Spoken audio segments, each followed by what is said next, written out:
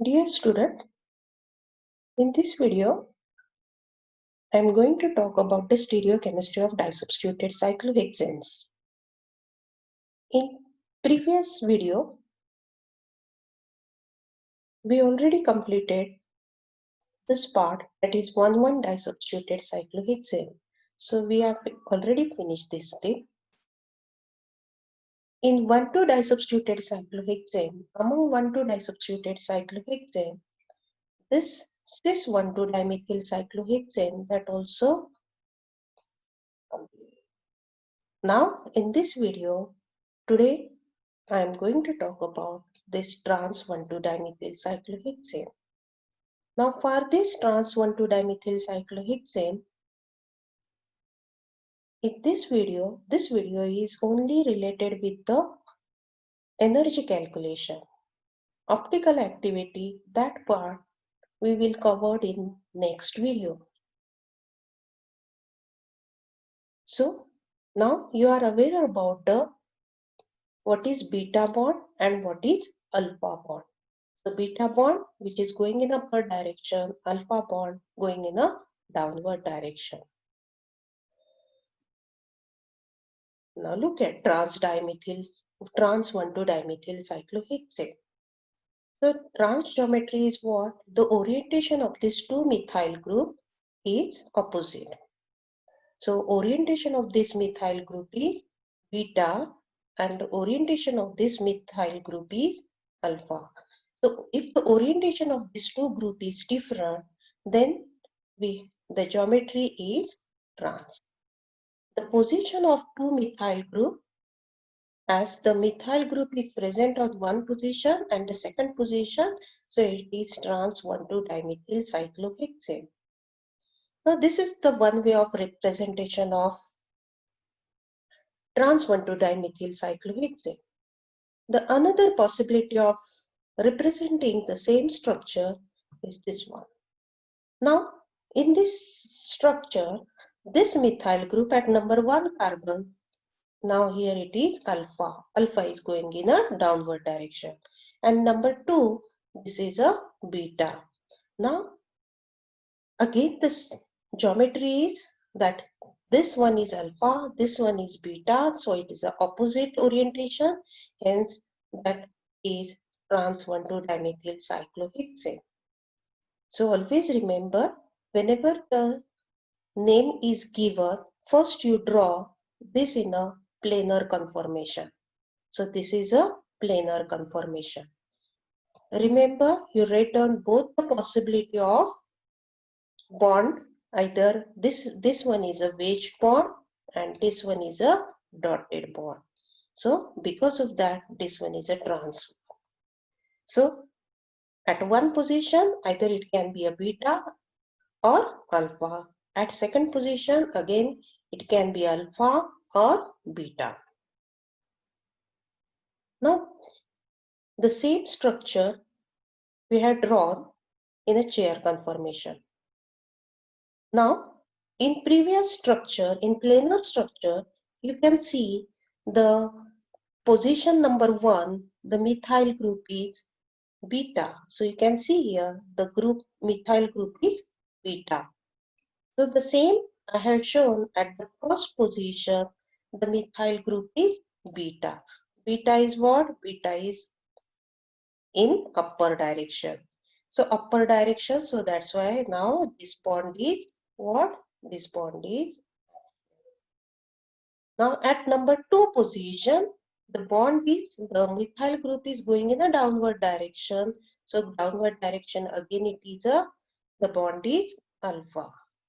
So this downward direction bond now, this bond is what? Again it is a axial bond. So in the bracket, what we have to write? This axial bond and this axial bond. Therefore, we have to write this as a AA conformer. So this is a AA conformer of trans 1,2 dimethyl cyclohexane. Now this is the model of ball and stick model of trans 1,2 dimethyl cyclohexane. Now look at this one is the head of the chair And at the head of the chair, look at here, that is number 1 carbon. So this is number 1 carbon. At the head of the chair, this blue colored methyl group is axial. So this bond is axial. Okay, so this bond is axial. Now this is number 2 carbon. So this is a number 2 carbon. This methyl group going in a downward direction. Again it is a axial. Only the difference is, as this is in upward direction, so this one is beta. As this is going in a downward direction, so that why it is alpha. But overall the bond is axial. So both the bonds are axial. Hence this is termed as AA conformer. Now next one, the flipping of this. This arrow is what? This shows a flipping arrow. Now due to flipping, what are the changes? Due to flipping, the number 1 carbon, instead of in the upper direction, now it going in a downward direction. And number 4 carbon, now in this structure it is at lower direction. Now you have to lift it up in the upper direction. So flipping is what? You are this upper part. Look at this number 1. This is the upper head of the chair. That upper head we have to convert it in a downward direction, and the lower part of this we have to convert it in a upper direction. So flipping is nothing but the rotation of a carbon-carbon bond. So due to the rotation of carbon-carbon bond, we call this is a conformer. So this is a chair conformer of trans 1,2-dimethyl cyclohexane. If we flip the structure, then look at in the flip structure, the number 1 carbon now is going in a downward direction, and number 1 carbon is in upper direction. But now look at the changes. This axial bond, axial methyl group at number 1, now it changes to what? It changes to equatorial, right? Now at number 2, look at, initially it is an axial bond. Now after flipping, it changes to equatorial. So due to flipping, axial changes to equatorial and vice versa. That is, equatorial changes to axial. These are the changes during flipping. But can you see? Look at the methyl group in previous structure. As it is a beta, after flipping, it remains beta again. This is again what? Going in upper direction, so beta. Look at this bond going in downward direction, so I call this is a alpha. So due to flipping, what I have to say now? Due to flipping, the beta always remains beta, and that is the direction never changes, and alpha remains alpha. So these are the changes after the flipping. Now once you flip the structure, how it appears in ball and stick model. Now look at here, it is in upper direction. Now the same carbon going in a downward direction. So this is number 1 carbon. So of course this number 2 carbon is now coming towards us. So number 1 equatorial methyl group, number 2 is again equatorial methyl group. So this number 1 going in a downward direction and this number 4 going in a upward direction. Now, so both the methyl groups, can you see both the methyl groups equatorial, therefore we name this conformer as EE conformer. So EE conformer and this is a AA conformer. As you know, the axial, whenever the substituent is present on at axial position, that conformer or that structure is always unstable. The reason behind it, there is a lot of steric interaction, or in other words, that interaction we call as a Butin-Gauch interaction. So EE conformer is more stable as compared to AA conformer.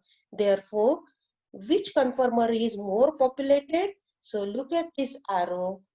This the arrow towards this EE conformer, indicating that this conformer is more populated as compared to this. So this arrow is less towards this structure. So from this arrow, we can conclude that this structure, that is EE structure, is more populated as compared to AA structure. Now the energy calculation. Now look at this is a AA conformer. The same I have shown, but only one thing, that is we have to identify the butane-Gauge interactions. So how many butane-Gauge interactions? So for this axial methyl group, there are two butane-Gauge interactions. Which are those? Now look at this number 1. This is one carbon. This is a second carbon. This one is third carbon and fourth carbon. So this number 1, 6, 5, this bond causing a butane-Gauge interaction like this. So this hydrogen and this methyl group causing 1,3-diaxial interaction, or we call it is a butane-Gauge interaction. This is one interaction. Which is the another interaction? This is 1, 2 and 3 bond. 1, 2, 3, third axial proton causing an interaction with this methyl group. So there is, for this methyl group, how many butane-Gauge interaction? There are 2 butane-Gauge interaction. Now you can see in this structure there is another axial methyl group at number 2 position. This is also axial at number 2 position. So again for this axial methyl group, there are again 2 butane-Gauge interactions. So which are those? So look at here that this CH3, that is number 2, number 3, number 4, that this hydrogen causing interaction with this group, this methyl group, or the another one is 2, 1 and 6 hydrogen causing interaction with this. So this is first interaction causing 1,3-diaxial, or we say butane-Gauge interaction with this methyl group, and another this hydrogen causing interaction with this. So overall, how many interactions present? Overall, this here 2 interaction, and these are the 2 interaction. And which is the another interaction for 1-2 relation?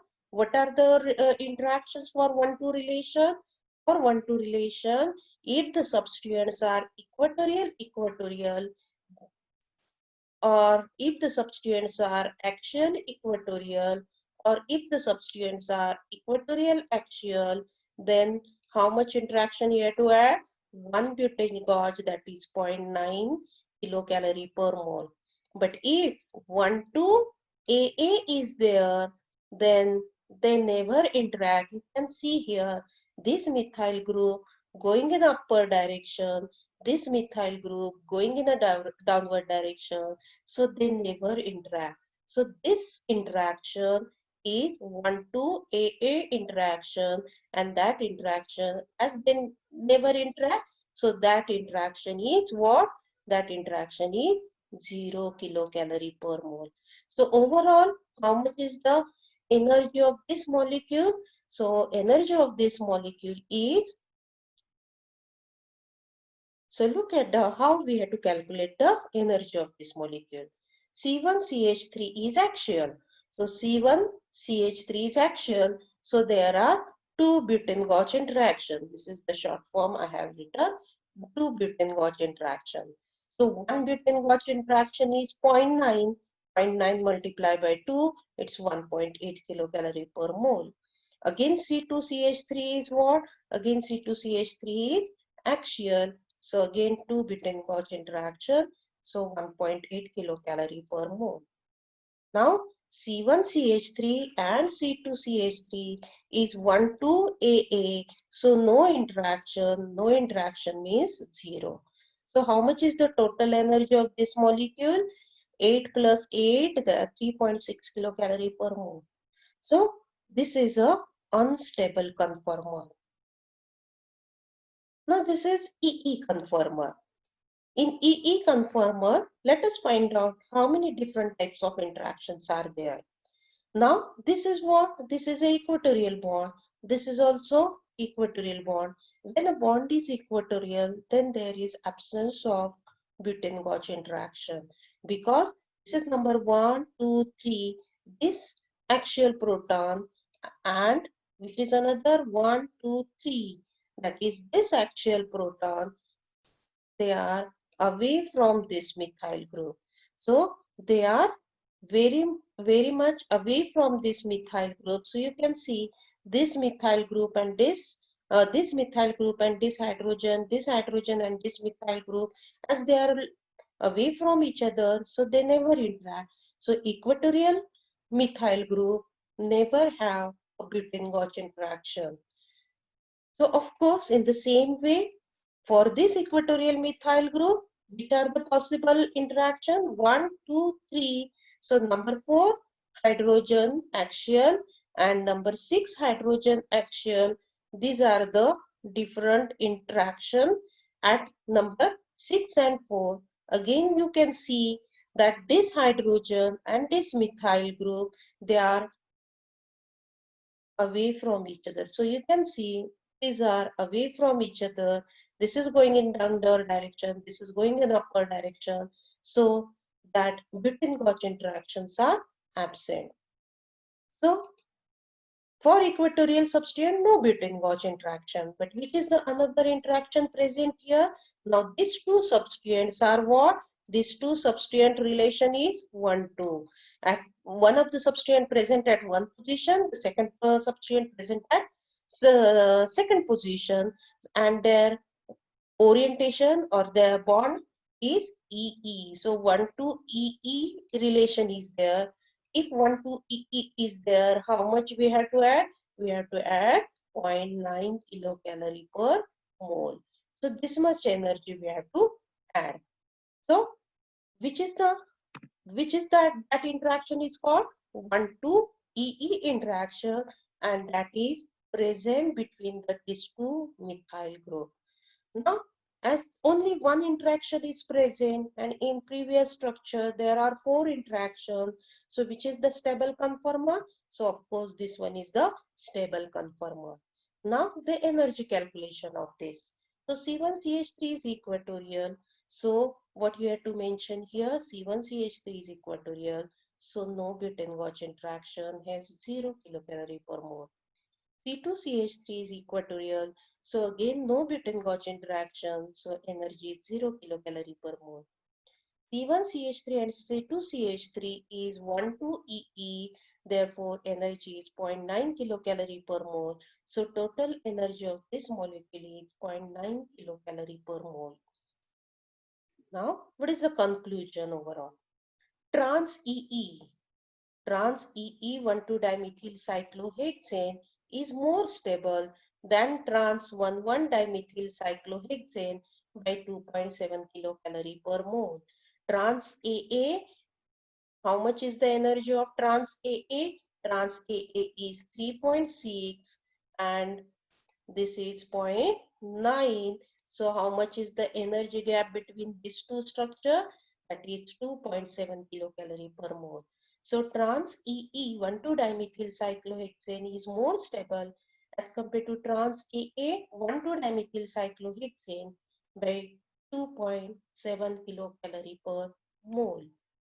So for the reference, you go through stereochemistry of carbon compounds by Ely.